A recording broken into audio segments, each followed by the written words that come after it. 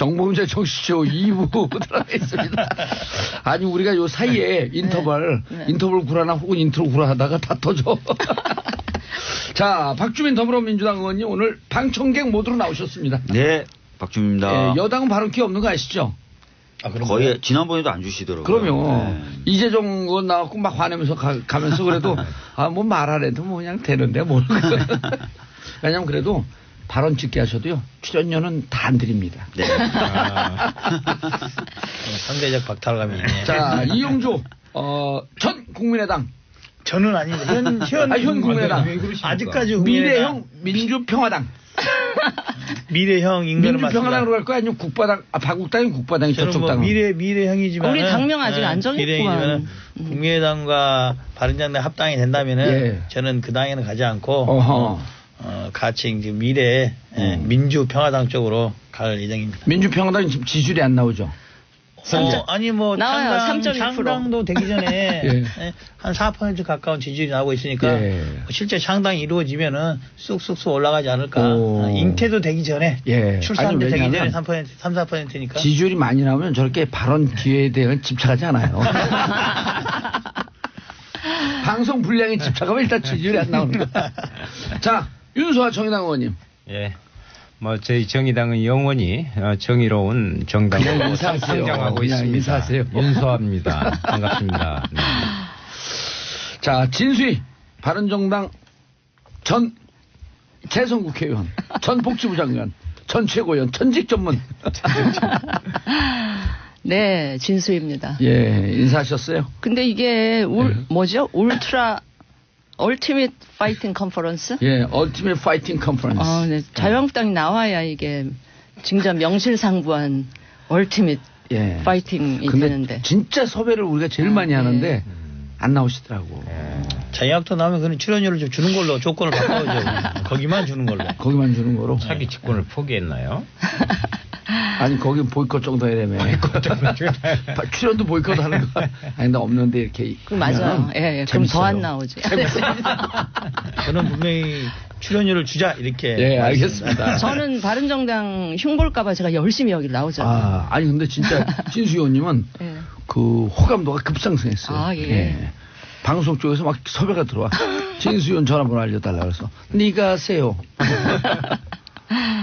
자, 평창올림픽, 평양올림픽. 평양올림픽이라는 분 여기 안 계시잖아요. 진수 의원님 한 분 계신가? 아니에요. 저는 계속 평창올림픽입니다. 제가 그러니까 유감스러운 게 우리가 유치한 건 평창올림픽인데 왜 요새 평화올림픽이다, 평양올림픽이다 이렇게 싸우는지 모르겠어요. 유감입니다. 요즘 타월이 떴잖아요. 동월 타월. 자, 근데 우원식 대표가 올림픽 기간 동안 정쟁 중단을 제안했다. 민평당. 아직 아직은 현 국민의당이죠. 예. 정쟁 유승민 대표는 어이가 없다. 중단보다는 큰 문제가 있으면 정쟁하겠죠. 뿐만 아니라 현재 올림픽 기간 동안 앞으로 국회내 선거법 협상이라든지 개헌이라든지 여러 가지 문제가 있지 않습니까? 정쟁이 없을 수 없다. 예상되는 정쟁은 있겠지만 그것이 올림픽 모두의 평화 모두나 즐거운 모두에 찬물 끼얹지 않는 그런 선에서는 정쟁도 있을 수밖에 없다라고 봅니다.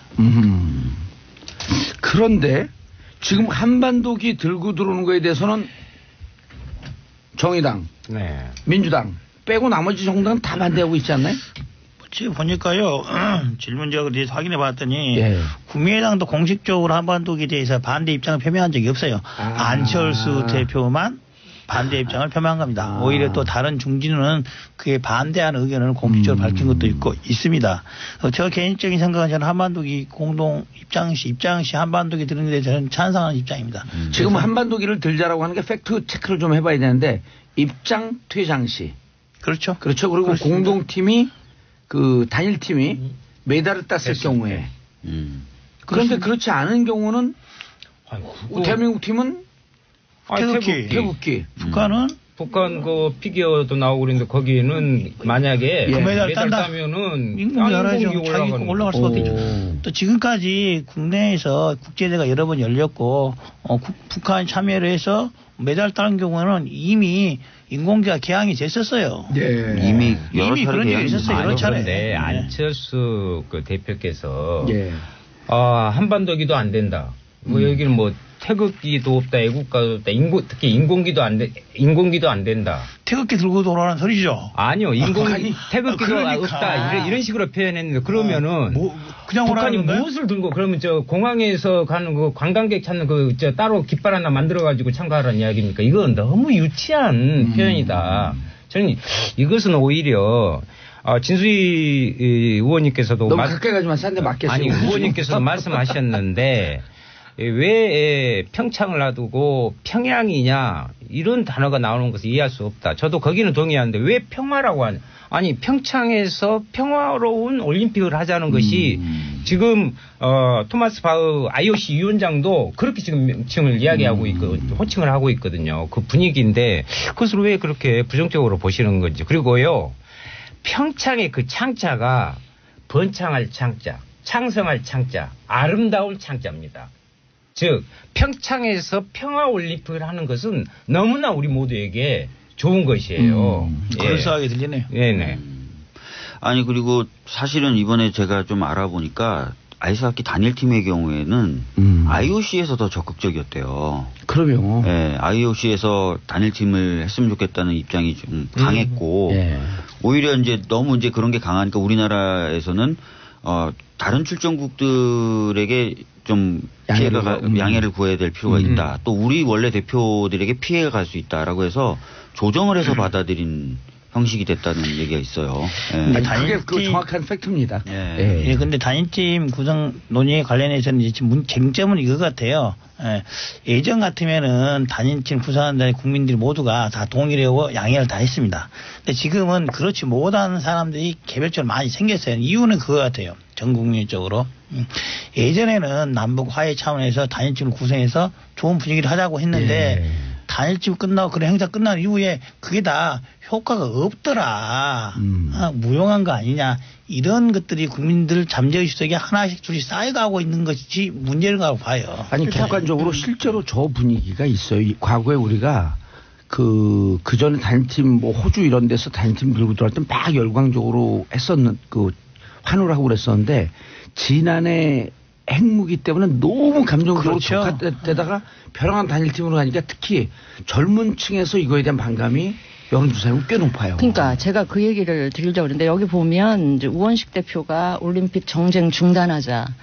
그거에 대해서 이제 우리 바른정당의 그 유승민 대표가 어이없다. 근데 어이없을 만한 게요. 국민들 정서가 지금 어이가 좀 없는 게 불과 한 2달 전 12월만 해도 뭐 핵실험한다, 미사일 쏜다 그래갖고 전 세계가 북한 대북 규제한다 이러던 분위기에서 1월 1일 날 김정은이 신년사에 한마디 턱 던지니까 그때부터 무슨 호떡집에 불난 것처럼 막 이렇게 진행이 되니까 이 진행되는 전 과정을 지켜보는 국민들 입장에서 좀 어이가 좀 없고 어리둥절.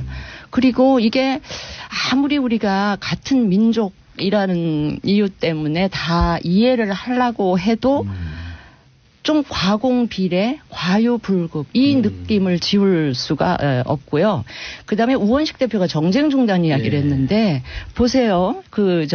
한반도기 들고 입장한다든가 남북 단일팀을 지금 그 팀 사정 전혀 파악 안 한 상태로 무조건 밀어붙이듯이 하는 이런 거에 대해서 제가 보기에 여론조사상 국민들의 절반 정도가 지금 이 반감을 가지고 동의를 못하는 이런 상황이라서 야당들이 그런 국민들의 입장을 대변해서 정부에 대해서 이야기하는 걸 갖고 무조건 정쟁이다. 이거는 좀 곤란하다. 그래서 어이가 없다는 거예요. 뭐 신년사에서 뭐 한마디 나오니까 그걸 막 엄청 뭐 덥석 받았다 이렇게 말씀하시는데 그 부분은 좀 잘못된 것 같고요. 왜냐하면은 이미 이제 2011년에 통과됐던 이 평창올림픽 지원에 관련된 특별법에 남북 단일팀 구성에 관련된 조항이 들어가 있어요. 그렇죠. 그리고 사실상 그 이후부터 계속 단일팀을 만들면 좋겠다라는 얘기가 새누리당 쪽 의원님들 중심으로 많이 나왔었고 실제로 그래서 박근혜 전 정부 때 계속 노력을 해왔던 거예요. 근데 결실을 못 맺었던 거죠.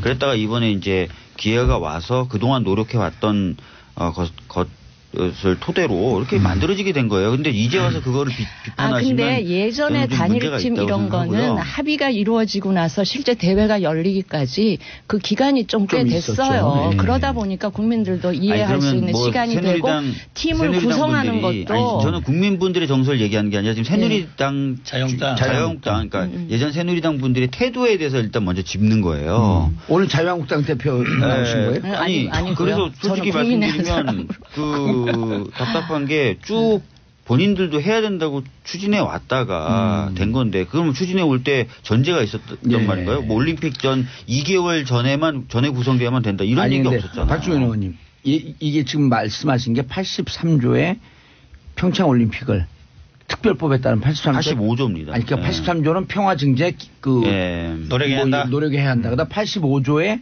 단일팀이 구성하면 중앙정부와 지자체는 지원할 수 있다. 네. 맞아요. 이제 라고 했는데 이제 문제는 뭐냐면 근데 어쨌든 최근에 보면 특히 아이스하키 같은 경우는 IOC에서 적극적으로 나온 거 맞는데 아이스하키 여자 아이스하키 단일팀 구성에 대해서는 반대 의견이 여론조사 높게 나오죠. 그러니까 정부 차원에서도 이게 너무 국민들하고 소통이라든지 그 팀하고의 이 대화나 소통이 좀 부족했다라는 걸 인정을 하고 계시잖아요. 그걸 갖고 자꾸 정쟁한다고 이렇게 여당이 생각하시면 안 돼요. 국민분들 정서 부분에 대해서는 저희들도 이제 계속 두루두루 살펴야 된다는 건 당연한 입장이고요. 그 과정에서 이제 이 부분을 좀 짚어야 될 것 같아요. 사실 이제 통일이 갖고 올 수 있는 여러 가지 경제적 효과도 있어요. 근데 지난 이제 9년 보수 정권 하에서 통일이라는 것이 정말 뭐 터무니없는 일이다라는 식으로 많이 강조가 되어 왔고 통일이 어이가 없다 그랬죠. 그다음에 대화와 교류 협력이라는 게 거의 없다 보니까 국민분들 입장에서도 사실은 그런 걸 피부로 느끼기가 어려웠던 거예요. 그런 역사가 있었죠. 근데 잘 아시겠지만 남북 긴장 관계로 인한 코리아 디스카운트, 그다음 외교적으로 제대로 발언하지 못하는 점. 뭐 어업권만 해도 서해나 동해 어업권 다 중국이 가져갔지 않습니까? 그리고 에너지 개발이라든지 철도 뭐 이런 것들 사실 개성공단 포함해서 굉장히 경제적으로 우리가 도약하고 비약할 수 있는 수많은 기회들이 남북 평화를 계기로 찾아올 수도 있고 만들 수도 있는데 그런 부분이 사실은 지난 9년간 강조가 안 되다 보니까 일단 중요한 게 지난 9년 동안 통일에 대해서 좀 부정적인 기류와 통일에 대한 교육이 전혀 안 돼 있었죠. 통일 대박이라고 지난 박근혜. 아니 그런데 통일을 안 해요? 근데 어쨌든요. 통일 대박하다. 저는 이번 평창 올림픽을 계기로 어렵게 조성된 이 분위기가 그대로 이 정부 원하는 대로 잘 굴러갔으면 참 좋겠어요. 저도 그렇습니다. 그런데 우리가 지난 몇 년 동안 경험한 이 김정은이라는 사람이 과연 이 기조를 그대로 이어갈 것인가. 그거에 대한 의심이 굉장히 있는 거예요. 평화올림픽 이렇게 공을 들여서 끝났는데 끝나자마자 또 무슨 미사일 실험을 한다든지. 그러니까 지금 이 모드가 유지가 될 수 있도록 많은 분들이 힘을 합쳐주셔야 돼요. 근데 지금부터 북한 참가에 대해서부터 여러 가지 부분에 대해서 비난하시고 공격하시는 거 일방향으로 가시니까 사실은 정부가 그럼 이것을 계속 유지해야 되고 강화시켜야 됨에도 불구하고 어려움에 처하는 거 아니에요? 뭐 더 소통하세요 국민들하고. 결국 예측 가능한 범위 내에서 본다면은 통일이나 희망의 끈을 지금은 놓지 않아야 되는 차원에서는 단일팀을 구성하고 지지를 해야 되죠. 그러나 작년에 핵위기라든지 그리고 어쩌면 이번 올림픽 기간이 끝나고 나면은 우리 진수희 의원님께서 말씀하셨다시피 북한 정권 지금 김정은이 또 예전과 같은 태도로 돌아갈 가능성이 예전에 내에 비춰보면은 충분히 예상이 가능한데 단일팀 구성 이것을 정말로 100% 동의만 할 수는 있느냐 이런 우려는 있죠. 알겠습니다. 그러기 위해서는 정부가 국민들한테 충분히 설명해야 돼요. 충분히. 몇 가지 질문. 특히 이제 여자 아이스하키 같은 경우는 다큐멘터리가 나오는데 그거 은근히 사람들이 많이 봐서 그러니까 이게 흑수저의 도전 혹은 흑수저의 마음을 좀 대변하는 듯한 이런 정서가 있었는데 20대들하고 얘기를 해봤더니 느닷없이 금수저가 세치게요 들어온 거야? 이런 정서가 있는 거예요. 북한 금수저. 그런데 우리 정부 입장에서 이제 우리도 기성세대가 되다 보니까 단일 팀 구성하면 다 박수를 보낼 줄 알았어. 이렇게 했는데 20대들은 왠지 세치기 당했고 흑수저를 그러니까 뺏긴 것 같은 이런 그 동병상련이 있었던 거예요. 네, 그 부분에 대해서는 최근에 그만큼 그 극단화되고 양극화되고 불공정하고 네. 한 사회의 경험을 지금까지 해왔습니다. 10여 년 동안이나 정의당이 지지율이 낮아서 그래요. 그건 좀 이따 이야기하시고요. 그런데 그러한 것들에 자기도 모르게 익숙해져 버린 거죠. 공감이 되는 거죠. 예, 그러다 보니까 이번 여자 아이스하키 팀 같은 경우에 공정한 그런 부분에 대한 그 바람이 왜곡된 거 아니냐라는 젊은이들의 그런 부분이 있었던 건 사실인데 여기에 한 가지 이런 부분이 있습니다. 그럼 그 분위기를 결국 이명박근혜 정권에서 만들었고 대신 IOC에서는 그분들께 우리 젊은 세대들께 이야기할 수 있는 부분은 남북 단일팀을 구성할 경우에 엔트리 부분에 있어서 22명을 35명으로 늘려줬어요. 그렇죠. 그래서 우리나라가 23명입니다.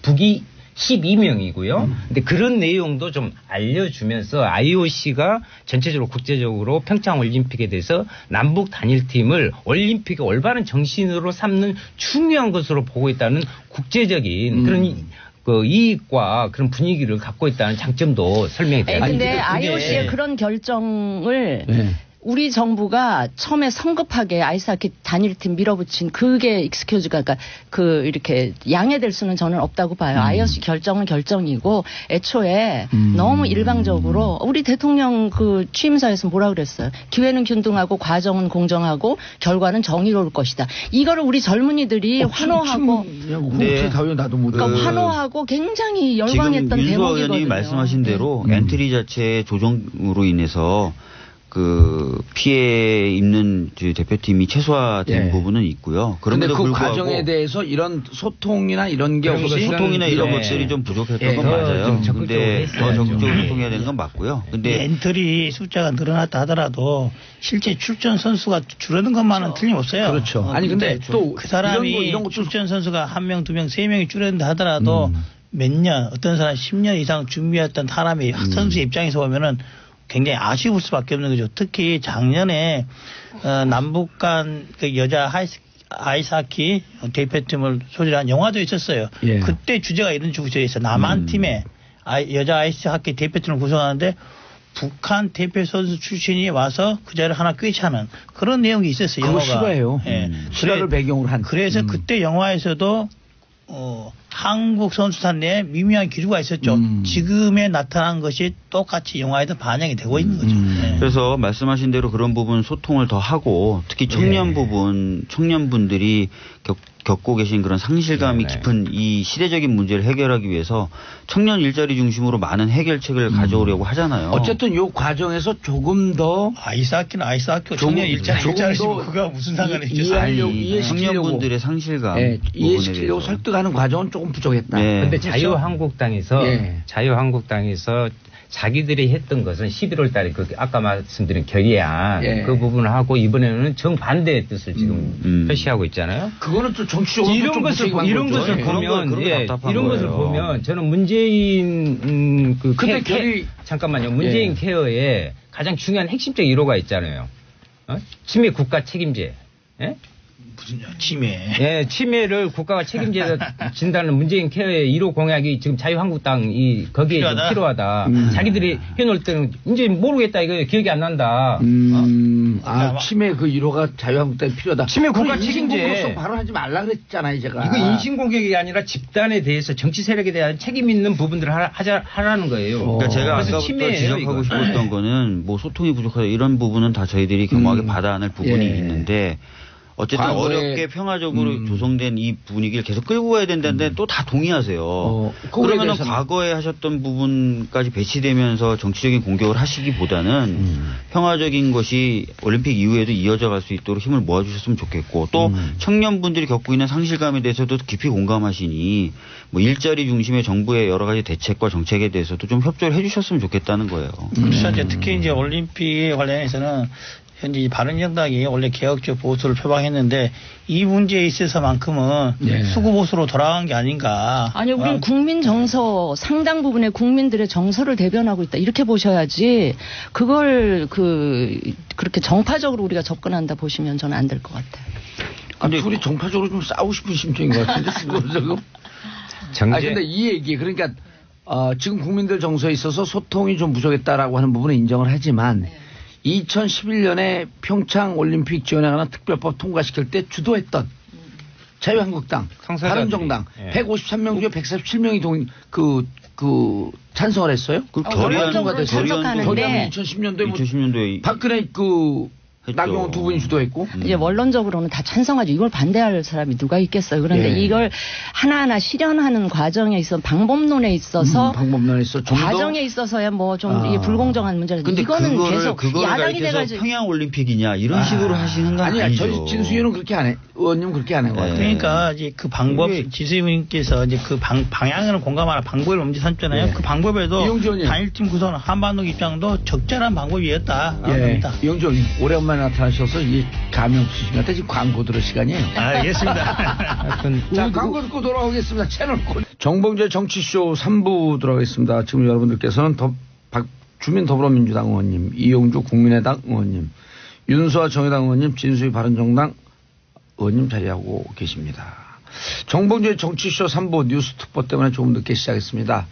지금까지 확인된 사망자는 31명이요. 그런데 병원 2개에서 동시에 불이 나서요. 사상자 계속 늘고 있습니다. 한 병원은 요양병원.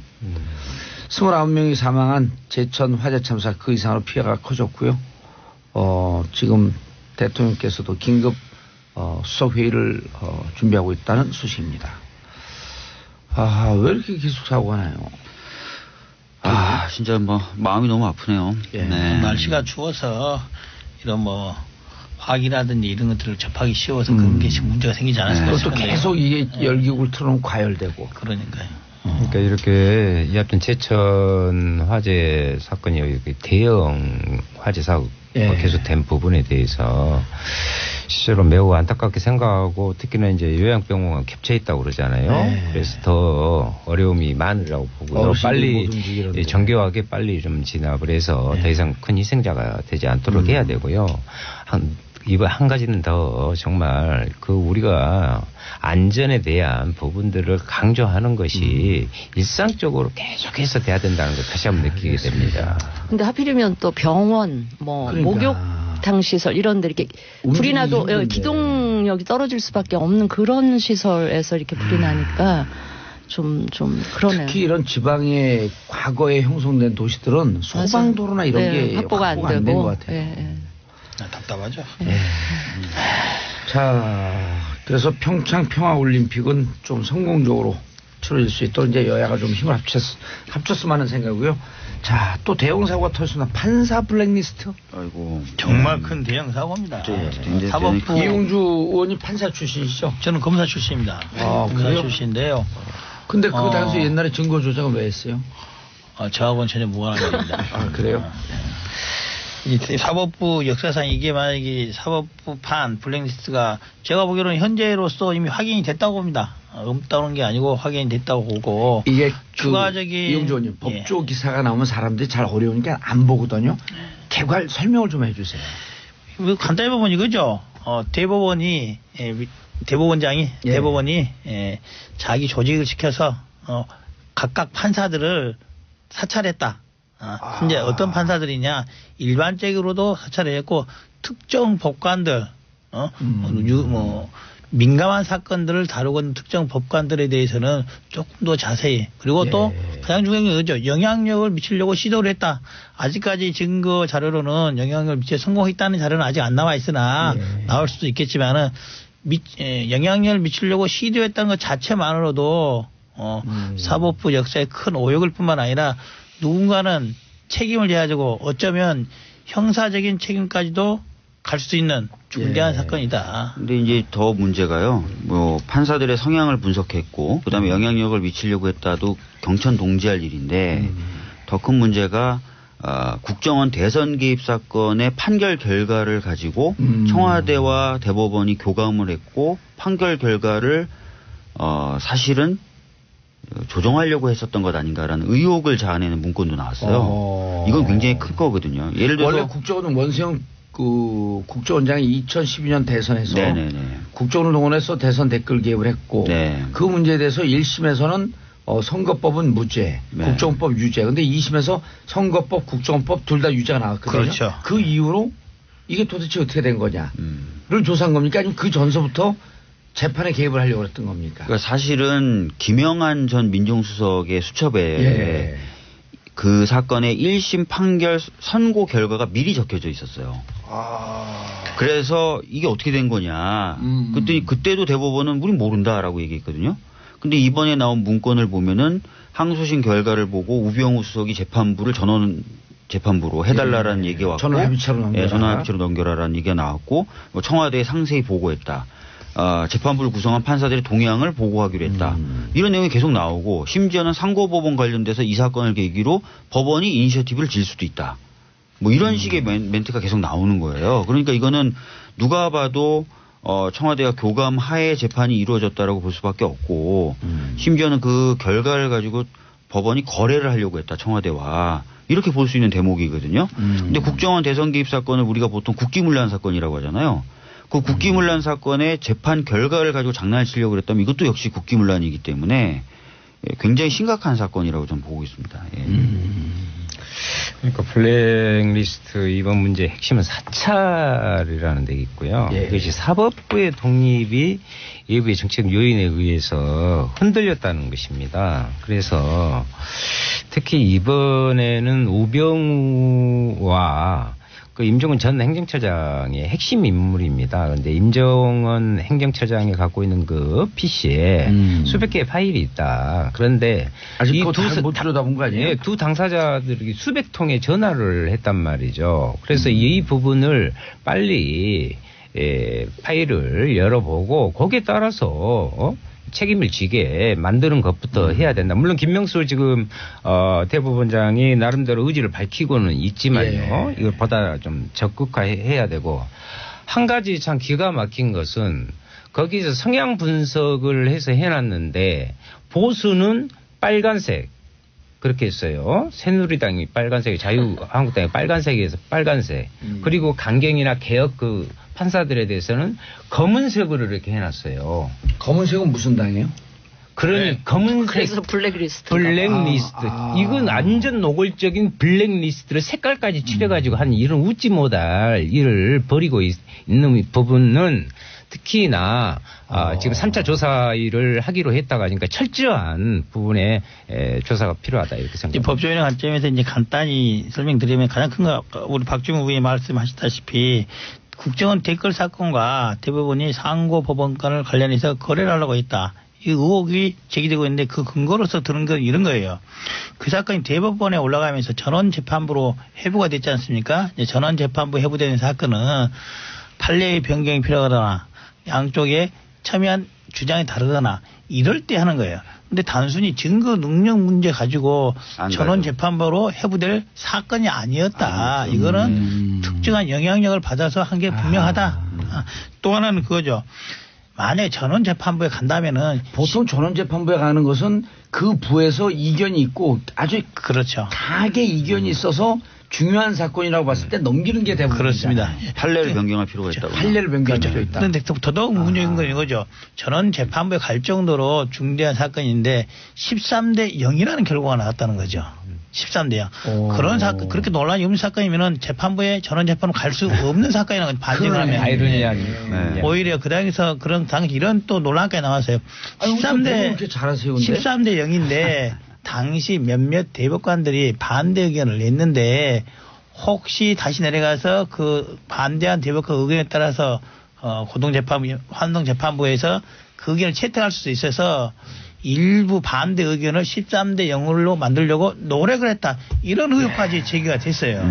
그래서 법조인의 관점에서 보면은 그 부분에 본다면은 이게 뭔가 문제가 있는 거구나. 그리고 이번 블랙리스트라든지 이번에 김영한 민정수석의 비방록을 보면은 그 단서가 충분히 나와 있다. 누군가는 책임을 질 수밖에 없지 않나라는 생각이 강하게 드는 거죠. 그러니까 굉장히 재미있는 게 김영한 전 민정수석이 수첩 나왔을 때도 대법원은 그거 우리하고 상관없다. 그러니까 김영한 민정수석이 그냥 장난삼아 그냥 수첩에 쓴 거예요. 그러면서 제가 국정감사 때 권순일 대법관이 CJ 이재현 회장 재판에 관여한 듯한 메모가 나와서 그걸 공개했거든요. 근데 그것도 아무것도 아니라는 거예요. 그러니까 그냥 안종범 수석 수첩이었는데 안종범 수석이 그냥 장난삼아 쓴 거예요. 근데 이번에 내부 문건 나왔는데 그것도 아무것도 아니라는 거예요. 대법관들이? 네, 그러니까 대법관들은 청와대에서 하는 일이나 행정처에서 작성한 문건이나 이런 것들이 다 아무것도 아니라는 거예요. 무조건. 조사도 제대로 안 해본 상태에서. 무조건 일방적으로 국민 보고 믿으라는 거죠. 저는 이제 그렇기 때문에 지금 그 부분에 대해서는 단순히 대법원의 내부 감찰로 끝날 수 없을 것이다. 2차 조사한다는데. 좀 이따 얘기하시고요. 아니 저는 이번 사태를 보면서 사실 우리 대한민국 헌법은 완전히 삼권 분립의 정신을 기초로 만들어져 있잖아요. 근데 이거는 국민들이 의아해요. 그거에 완전히 위배되는 일이 벌어졌다고 보고 이게 바로 이제 사법개혁이 왜 필요한지를 이제 극명하게 나타내주고 있다 이렇게 생각을 하고요. 근데 이제 한 가지 김명수 대법원장 분명히 문제가 있다 이런데 동의하시는 거예요? 아, 문제가 있죠. 뭐 지금까지 밝혀진 게 팩트에 근거해 있다면 이거는 이제 헌법 위배 내지 뭐 국기문란이라고 할 수도 있고요. 그런데 그래서 이 검찰개혁 못지않게 이제 사법개혁도 굉장히 중요해진다. 이걸 다시 한번 느끼게 되는데, 근데 앞으로 이 진행될 이 사법개혁의 방향이 사법개혁이라는 이유로 너무 한쪽도 이념으로 편향된 이런 방향성을 가지고 하면 안 된다라는 거를 저는 그 단서로 말씀을 드리고 싶어요. 예. 마지막 단서를 붙인 부분이 얼마 전에 이제 자유한국당에서 말한 거와 똑같은 것 같아요. 뭔 말이냐. 김명수 대법원장이 거기에 대해서 입장을 발표하고 한 부분에 대해서 자유한국당에서 그런 말을 했어요. 김명수 대법원장이 하는 거 지금 사법에 정치화하고 있다라고 규탄을 했어요. 그런데 방금 진수희 의원님께서 하신 말씀의 단서 부분은 어쩌면 저렇게 자유한국당과 똑같은 말씀하실까? 그러니까 그런 오해를 불러일으키지 않도록 아주 매우 신중하고도 치밀하게 하셨으면 좋겠다. 오해가 아니라 철저한 수사가 필요합니다. 현재 상태로서는. 지금 감찰과 수사의 차이가 뭐예요? 감찰은 강제적으로 해볼 수가 없는 거죠. 예를 들어 지금 임종원 전 대법원 행정처 차장이 이제 사표를 내고 나갔지 않습니까? 해당 PC라든지 당사자를 조사를 하려고 하더라도 내부 판사라든지 한 경우는 감찰대장을 불러서 진상이 어떻게 경위를 물어볼 수 있으나 임종원 전 차장에 대해서는 안 가면 그만인 거예요. 이미 변호사 되고 그렇죠. 변호사 되기 그렇다 한다면은 그 진상을 명확히 알고 있고 가장 관여성이 높은 사람에 대해서 물어보고 하려면은 검찰의 수사, 강제 수사 필요할 수밖에 없다. 그래서 사법의 정치화를 운운할 게 아니라 엄정한 검찰 수사에 응하도록 촉구하는 게 여러 우리 정당들이 해야 될 목소리가 아닌가 이렇게 싶습니다. 아니 그러니까 제가 얘기했던 거를 자꾸 뭐 자유한국당 입장이랑 똑같다 이 얘기를 하지 마시고 사법 개혁이 필요하되 그 개혁의 방향성이나 원칙은 철저히 그러니까 사법 개혁이 향하는 방향도 사법의 그 독립이지만 그 과정이나 방법론에 있어서도 철저히 중립적으로 갔으면 좋겠다 이 말씀을 드리는 거예요. 알겠습니다. 자, 이 부분에 대해서는 정말 이 사법이 사법 체계에 심각한 문제가 있고 특히 대법관 이분에 대한 그럼 강제 수사라고 한다면 검찰이 수사가 들어가야 된다는 거예요? 현재 관련해서 두 가지 사건, 고발 사건이 제기되어 있고 얼마 전까지 형사부에서 중앙지검 형사부에서 하고 있었는데 지금은 공공수사부 옛날로 따지면 공안부로 사건이 재배당됐다. 검찰에서 이 사건은 이제는 단순한 사건이 아니라 중요 사건으로 보고 있다. 이 정도 말씀드리겠습니다. 알겠습니다. 자, 이제 또 우리가 즐거운 시간이 왔어요. 통합과 분당. 즐거운 시간? 누구한테 즐거운 시간? 국바당이에요, 박국당이에요? 당 이름은 뭐예요? 지금 공모하는 중에 있고요. 저는 그래요. 이 바른정당과 국민의당 일부가 합쳐지는 이게 어떻게 보면 정치적인 실험일 수 있고 새로운 도전일 수 있는데 이 실험의 결과, 도전의 결과가 어떻게 끝이 날지는 몰라요. 그건 이제 우리 하기 나름인데 저는 개인적으로 우리 이 국민들 불신받는 국민들이 혐오하는 이 정치를 바꿔내기 위해서는 설사 결과가 성공적이지 않더라도 뭔가 끊임없이 실험하고 새로운 도전을 하고 하는 그 일은 계속이 돼야 될 것 같다. 예. 그런 점에서 의미가 있다. 궁금한 게 예. 원내교섭단체는 되나요? 몇 석 정도 예상하세요 지금? 한 그래도 30석, 25석에서 그러니까 냉정하게 25석에서 한 30석 가까이 되지 않을까 싶은데 그게 다 국민의당 쪽에 달려 있는 거기 때문에 제가 자신 있게 말씀드리기는 힘들고요. 이용주 의원님. 뭐 어떻게 보더라도 25석이 30석이면은 이전 국민의당 입장에서 보면은 마이너스 통화인 거 아니겠습니까? 39석이었으니까. 현재 39석이었으니까. 숫자는 별로 안 중요한 것 같아요. 또 하나는 지금. 저도 말씀드린 숫자는 중요치 않아요. 이제 예전에 국민의당과 바른정당에 있어서 통합에 있어서 국민의당이 바른정당이 원했던 건 이거죠. 바른정당이 갖고 있는 개혁 보수의 이미지를 같이 얻자라는 거 있는데 개혁 보수를 대표하고 있는 사람들 중에 소위 개혁성을 대표하고 있는 남경필 나왔고 원희룡 곧 나온다 그러고 김세현 이미 나왔고 지금 정병중 남아 있는데 유승민까지 포함해서 이 5명 중에 소위 개혁 보수의 개혁성을 나타내는 사람은 다 나오고 없는 거예요. 남아있는 현재 바른정당은 개혁보수의 보수 측만이 강화되어 있는 사람만 남아있다. 즉 바른정당과의 통합에서 얻고자 하는 것들은 하나도 기대할 수 없는 상태가 되어 있기 때문에 현재 제 입장에서는 국민당과 바른정당은 통합하기 어렵다라는 말씀을 한 겁니다. 이용주 의원님은 어디 민평당으로 가는 거예요? 저는 이제 2월 4일 날 국민의당과 바른정당의 전당대회가 해서 합당의 의견을 낸다면은 현재 국민의당과 당의 정체성과 맞지 않는 그 당에는 갈 수가 없고 탈당을 해서 현재 창당을 진행 중에 있는 민주평화당으로 갈 예정입니다. 전당대회에서 합당 결정이 안 날 수도 있다 이런 얘기인가요? 그렇죠. 오호 폭탄 발언이네. 쉽지는 않습니다. 그래서 뭐 헬멧 쓰고 강목 들고 나오고 그러나요? 요즘 뭐 헬멧 쓰고 강목 써가지고 막을 수가 있겠나요? 아니 그 SNS에 돌았잖아요. 헬멧 쓰고 강목 들고 나와라. 전당대회 때. 뭐 그렇게 주장한 과격한 사람이 있으나 예. 그 사람의 주장일 뿐이고 전당대회가 그렇게 막아지지 않죠. 막아지지 않고 예. 전국 대표 당원 대의원들이 대표자들이 어떤 말을 할 것인지 에 달린 거죠. 예. 저는 이 말씀을 꼭 드리고 싶어요. 아까 말씀. 저기 바른정당에서 개혁성이 있는 분들 다 가셨다 그랬는데 그분들이 바른정당 포기하고 자유한국당으로 간 순간 그분들은 개혁하겠다는 걸 포기하는 겁니다. 더 이상 개혁성을 갖고 있지 않다 이렇게 보셔도 됐습니다. 다음 주에 한 판 더 붙죠. 예, 남아있는 사람들이 개혁적입니다. 그러고 있습니다. 끝나 발언 게 없어요 윤수아님. 지금 가장 중요한 문제인데 지금 목포에서 지금 어제 벌어지고 있고 그러는데요. 예, 저는 끝났어요. 끝났어요. 자 우리 속보 때문에 죄송합니다. 박주민 의원님, 이용주 의원님, 윤서 의원님, 진수 의원님 인사하시고요.